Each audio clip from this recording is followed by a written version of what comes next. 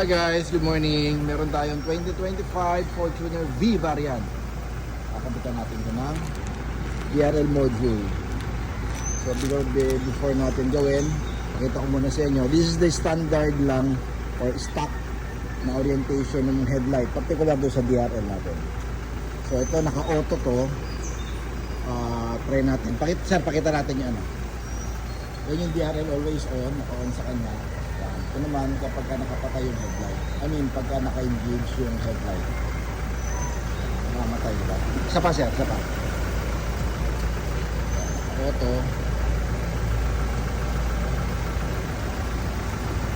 Then, pagka namatay yung auto, isa pa sir. Ayan na. Yun, diba? Nag-disengage yung DRL sa taas. Ito sir, sa mga pag naka-on yung headlight niyo.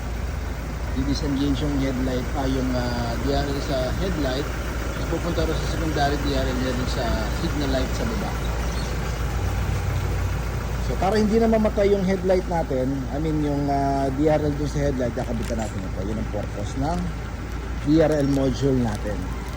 Papakita ko sa inyo mamaya. So tinanggal natin yung socket. Ito sa inyo.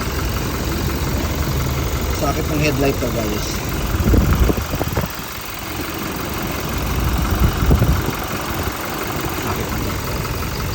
Sisingit lang natin ito dun sa pinagtanggalan natin ng socket.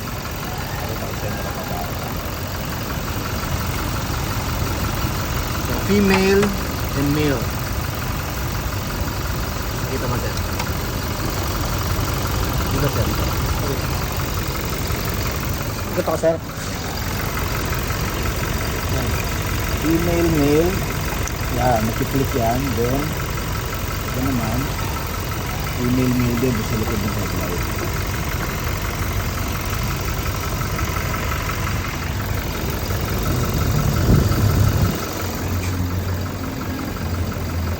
Yun. Kahit nakabukas yung baba, yung secondary DRL, bukas na rin yung headlight DRL. Check natin yung kabila, baba pa lang. Kasi hindi pa natin nakakabukos. Ano lang ka-basic yan, napakadali. Medyo struggle lang minsan pagka hinugot mo yung socket ng stock na headlight mo. Medyo matigas. Pero basically ganun lang ang headlight on. Sige sir. Oh, wow. Isa pa sir. Ito na mamatay na. Dali sir, wag lang. Ayan.